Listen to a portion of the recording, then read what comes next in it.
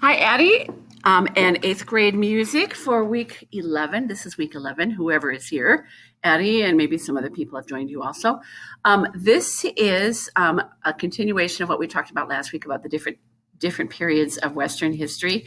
And remember the goofy little phrase, "My rowdy brother catches rats in college," stands for medieval, Renaissance, Baroque, classical, romantic, impressionism, and contemporary, which is everything up until today. And I also wanted to show you quickly, we're going to talk a little bit about medieval periods, but I wanted to show you quickly, it's not real easy to see, but this is an example of how music used to be written down years and years and years ago. And if you look up here, this is the 11th century, and it's really tiny for you to see. Maybe if you may expand it as big as you can your computer.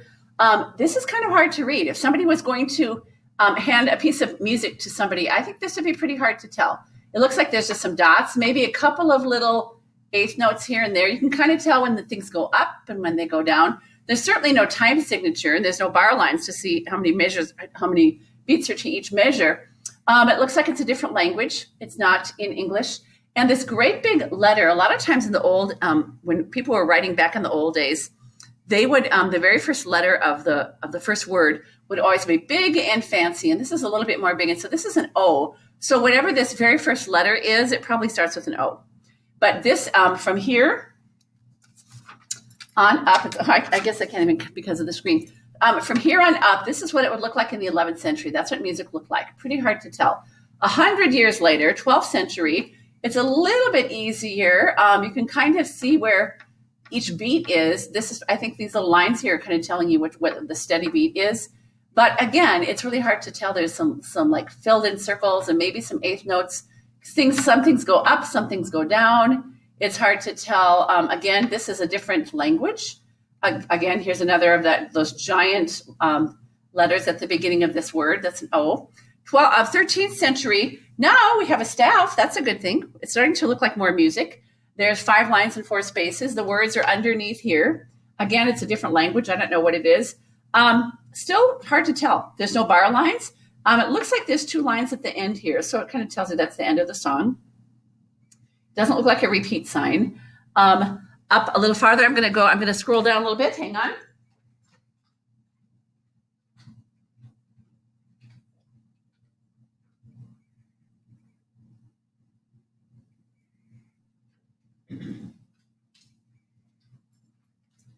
This is the 15th century, so 100 years after that. It's starting to look a little bit more like music because there are some words underneath here. Again, there's a big fancy, it looks like an A. So whatever this word is probably starts with an A. If you see old-fashioned books in the old calligraphy, they usually do that. The beginning of every line, the beginning of every sentence or a new paragraph is that giant letter. That's the first letter of the word. Again, I see a staff now. Now I see like lines, bars on top of the quarter notes. They look like quarter notes. The eighth notes, maybe just because they're close together. Again, you can kind of tell they're going down, kind of tell up, going down and up. Looks a little bit more like music.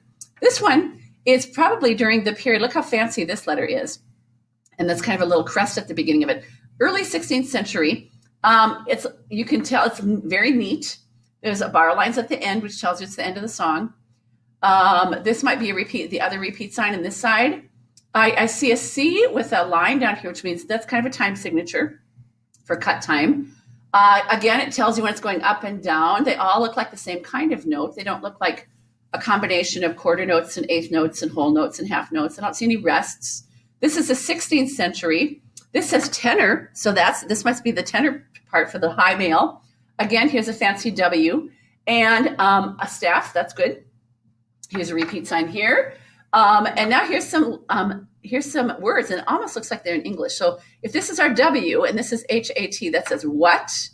If I never appeared, shall I straight yield to despair and fall on sorrow field, can know something despair. But if she will pick my desire, if she will pity my desire and my love requires something. Okay, so this is English.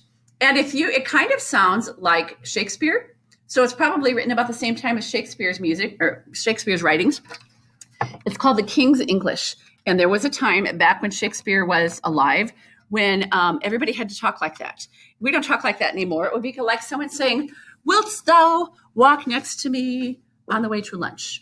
Or "What hast thou in your lunchbox today for lunch?" And so we don't say things like that. We don't thee and thou and I wilt do this, and wilt thou do this with me?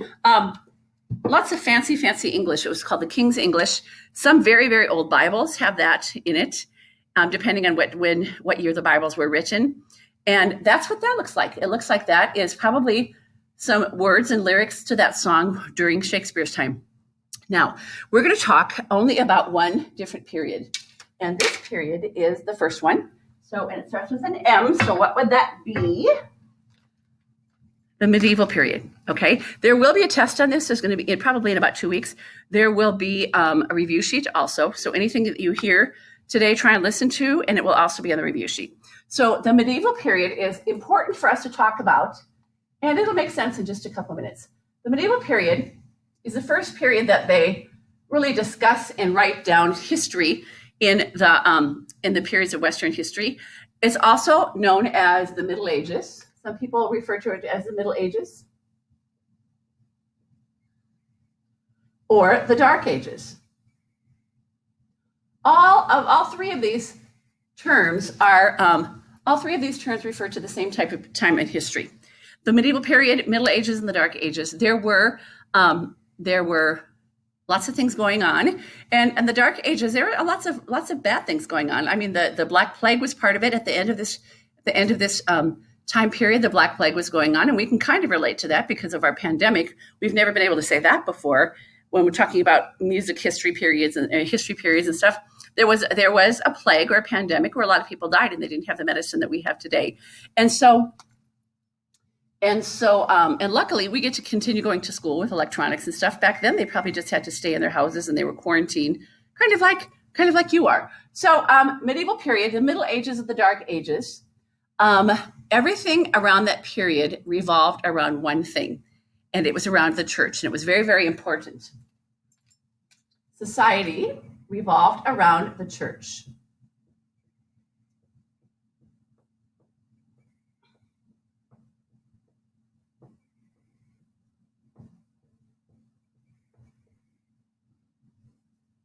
And so people, when bad things happened to people, they wouldn't go to science and they wouldn't go to their doctors to figure out what's going on. They would think that, God, they would think that everything that happens in my life happens because of God.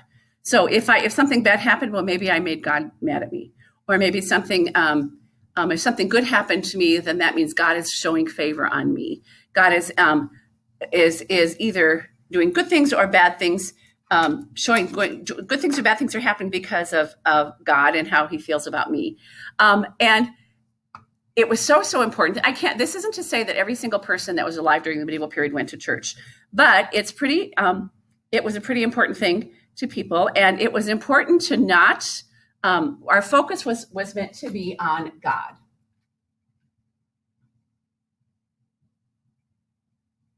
So if you were a person that went to Mass and you wore a brand new dress and you had a brightly colored dress and a big fancy hat, people would look down on you because that was a sin, to draw attention to yourself. Because your focus was supposed to be, when you walked into church, your focus was to be focusing on God.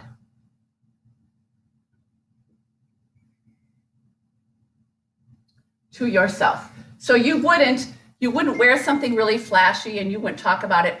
Also, when it comes to music composers at that time, there were no notable composers. You can't say so-and-so, Handel or Beethoven was a big famous composer during the medieval period because it was a sin to draw attention to yourself. So there was music written during that time, but you would not see the composers' names.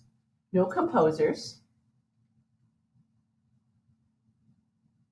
were given credit for that because, again, it's a sin to draw attention to yourself. So you're not going to see any names of any composers that were influential during that period. There were songs, but they didn't say what they were. People would wear dark clothes.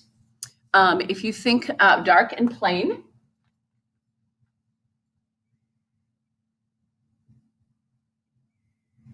again, you didn't want to stand out and draw attention to yourself because your whole focus was supposed to be going up to God.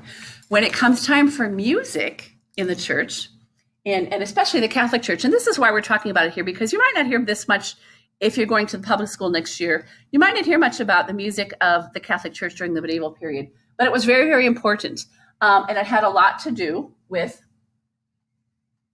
how it affected other periods of music. There is something, music back at this time was called plain chant.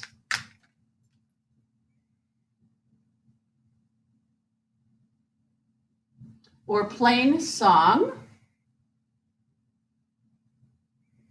And the characteristics of a plain chant or plain song, you might have heard some of this at Mass. If you remember Father Paul Jarvis, he used to every once in a while, the mystery of faith, or it might say, I'm trying to remember, Father Cameron, I don't believe likes to sing, or he feels uncomfortable singing by himself. So you don't hear him singing it much, but sometimes, once in a while, you might go to a Mass at a different church and everything in the whole Mass is sung. And I know I went to, I'll get to that in a minute. Okay, plain chant or plain song. Again, it was meant to be, the focus was plain because the focus was supposed to be on God. And so it was often a cappella. I'm going to show you, I want you to listen to one of the songs during this period. And I want you to listen and see if you can figure out what was important about songs being sung in the church at this time.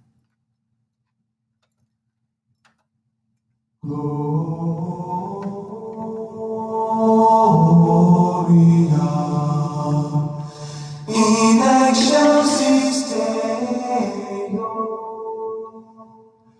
Gloria, in excelsis Deo. Okay, that was an example. I didn't hear any instruments, and so that would be a cappella. We learned about these words in 5th grade. No instruments, or voices only. I'm going to say voices only. A cappella means voices only.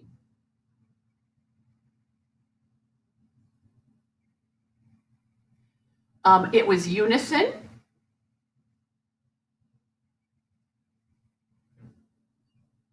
Everybody was singing the same thing.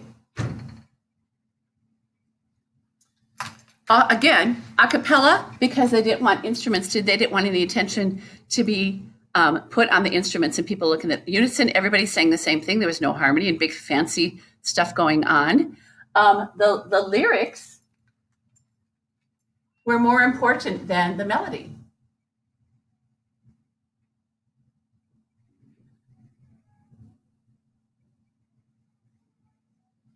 Because they were usually prayers to God. And if you remembered, if you could hear, it wasn't English, it was written in Latin lyrics. And the lyrics were more important because they were talking to God and talking about God. So that's why they made sure it was a cappella. There weren't instruments being played because the focus was on the lyrics and on talking about God. It was never very big jumps, never high and never low. Hang on here.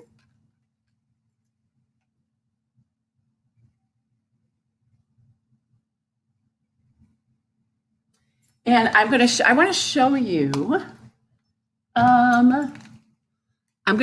going to go back and I'm going to go back on one slide to show you something else.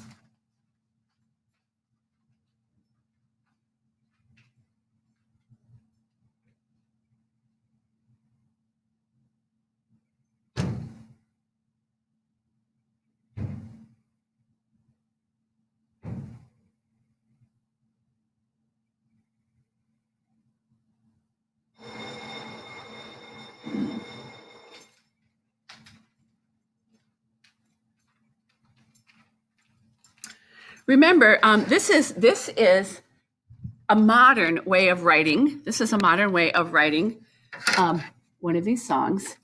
And the most important thing I want to show you today, that this type of singing never gets very high and very low. And this is a modern way. Somebody rewrote this in the modern form of music. There's a staff,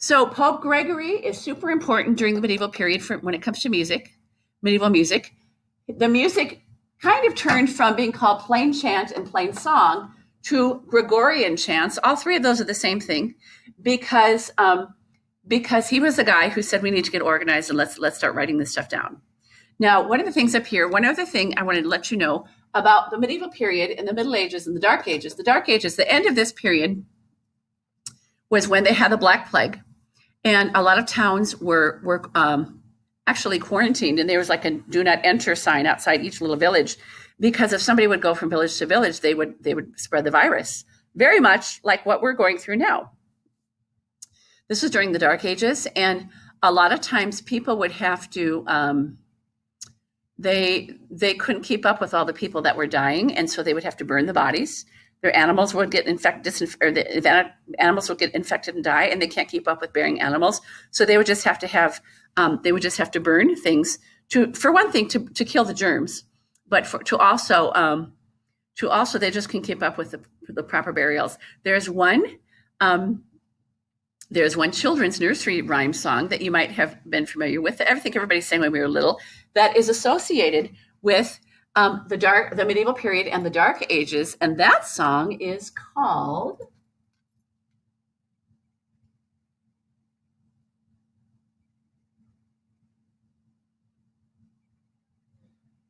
"Ring Around the Rosie."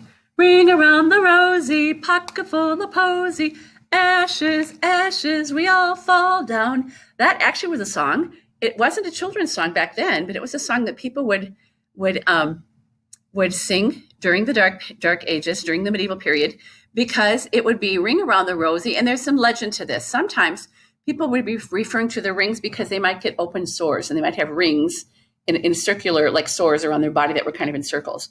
Ring around the rosies. Otherwise, people would refer to the rosies would be people would bring flowers indoors, or if it might be in honoring somebody if they died, but they would bring flowers indoors because of the stench, the smell of death. And so they would try and cover up that smell by flowers and like. And then there was, instead of saying ashes, ashes would refer to the people, the bodies that would have to be burned. And we all fall down. Sometimes you say achoo, achoo. Sometimes you hear "Ring around the rosy, a pocket full of posy, achoo, achoo, we all fall down." And that is, according to legend, is that they're referring to gasping for air. And it's hard to breathe, really, really hard to breathe because of their lungs. And so "Ring Around the Rosie" is what we need to what they refer to for the Dark Ages. And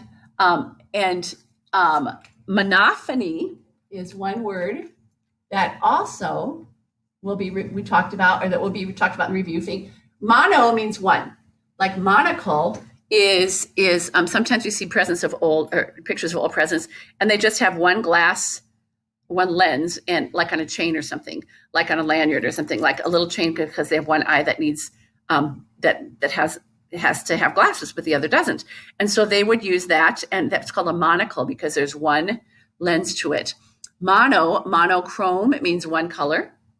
Monophony means one voice, which is voice is phony. One voice means unison, basically. Monophony, there's only one thing going on at once.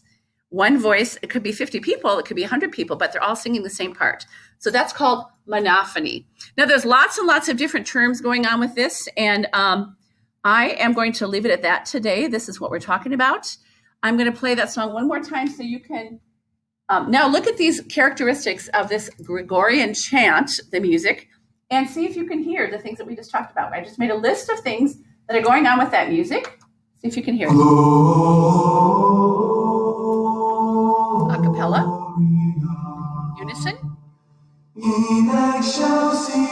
Latin, no big jumps in the music, spooky, probably sung by monks in a minor key. So that is the medieval period, the music that was popular during the medieval period. Again, there were some people, that's not to say everybody went to church on Sundays, or went to mass, but the people that that believed in God. It was very, very important. It was very, very important to them, to the point to where they wouldn't draw attention to themselves, and all of their focus is supposed to be on God. And if something happened, and if one of their family members died in the plague, it was God's will. It must have been God's will. And they never questioned it, and they never tried to work really hard at finding medicine and inventions for that, because back then, everything focused around God. And so if something were to happen, if your crops died, or if your barn burned down, it was the Lord's will.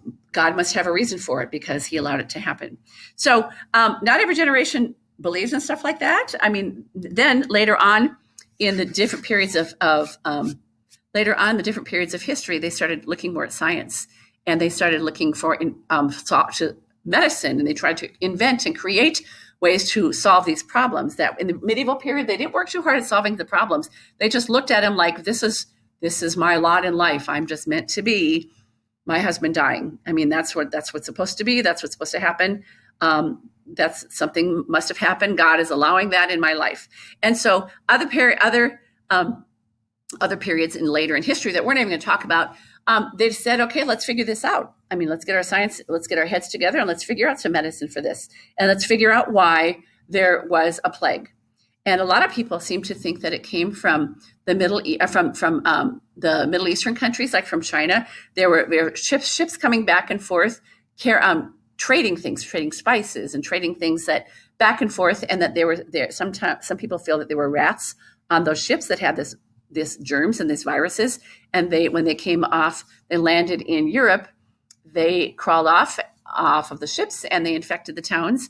And that's how the Black Plague started. And it lasted years and years and years. So it was a very, very unfortunate time of history, bigger than our coronavirus pandemic. It was huge. They didn't have doctors to take care of things, and ventilators and things to fix people. So that's a very big, long conversation today, but that's about the medieval period, Gregorian chants. And I'm going to talk about this next week, and we'll send you a review sheet, because there will be a test on this, because this is very important music in the Catholic Church, and you might not hear about it in any other schools.